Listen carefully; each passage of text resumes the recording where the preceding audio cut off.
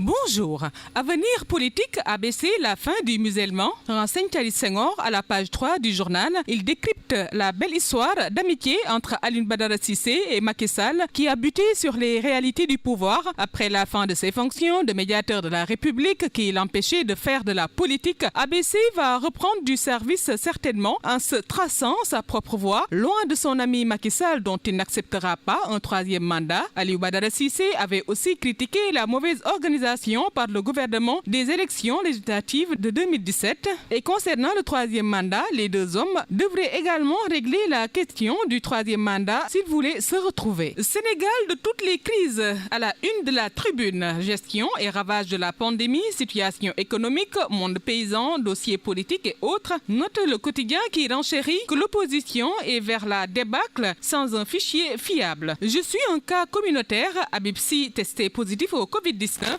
Et l'évidence qui met en évidence la situation politique, gestion de la Covid, réalisation de Macky, Mac authentique fustige le mutisme des alliés. 8 nouveaux décès, 64 cas graves et 811 tests positifs en 24 heures. Le mal ne faiblit pas, renseigne Source A, qui nous parle de l'autre coronavirus avec la hausse sur le marché des prix du riz, de l'huile, du sucre, entre autres denrées de première nécessité. Le sac de riz non parfumé qui coûtait 8 000 francs s'échange présentement à 17 000 francs. Quant au riz parfumé, il est actuellement à 20 000 francs contre 15 000 francs par le passé. La bouteille d'huile de 20 litres qui était à 6 000 francs CFA a culminé jusqu'à 22 500 francs CFA et le kilo du sucre initialement acquis à 600 francs est vendu à 700 francs. Le Fouta perd un de ses plus illustres fils, Barassa une Las, décès de Abdoulaye Elimandia, dit Kaladio. Kaladio, le semeur de générosité, s'en est allé, souligne ainsi le quotidien. Le destin implacable a encore frappé le Sénégal avec le décès de l'homme d'affaires et maire de Demet.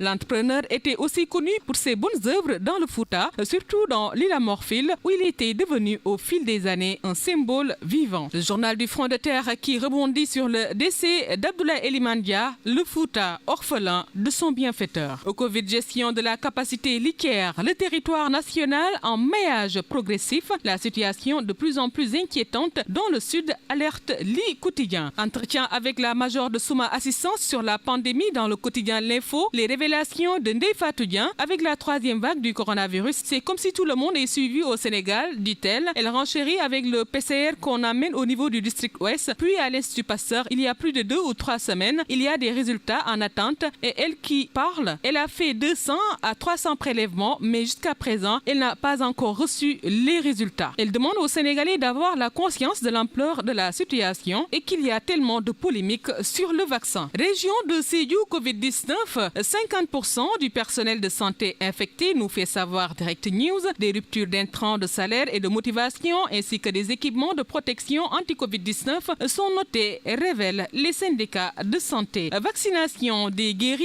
contamination des vaccinés, durée de l'efficacité et autres. Ce qu'il faut comprendre des vaccins anti-Covid-19 rapportés par le quotidien Le Soleil. Les Échos donnent écho sur la renaissance du train du Sénégal.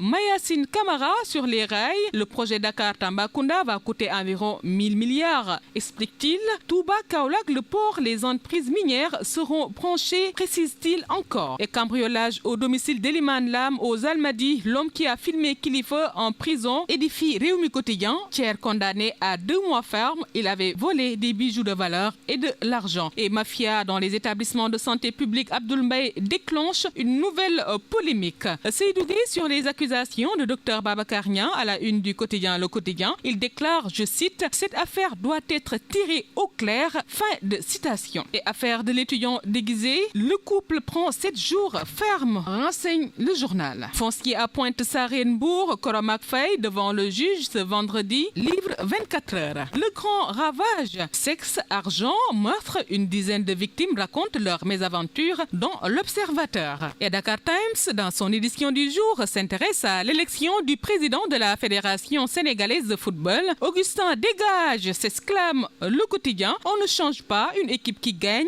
dit l'adage. Reste à savoir si l'équipe d'Augustin Senghor a gagné la CAN ou bien un autre trophée depuis 2009, même si la victoire du clan de l'actuel président de la fédération est déjà acquise. Il urge aujourd'hui de changer le système qui gère le football sénégalais, développe en profondeur le quotidien et à la une des arènes. Grille de égratigne, les lutteurs au sommet, les VIP ne font rien pour protéger les jeunes lutteurs, dit-il. Pass sanitaire, report et reprise des combats, le coup de gueule de Birassène dans Sunu Lamb. Le pass sanitaire sera de rigueur pour tout le monde. Convoquez les promoteurs pour qu'ils retiennent des dates et autres, soutient-il dans Sunu Lamb. Et journée de vaccination du CNG, absence des VIP, Tafa Gueye fustige, déçu par les absences de Bala, Modlo, Gris. À vos journaux, chers lecteurs, bonne lecture.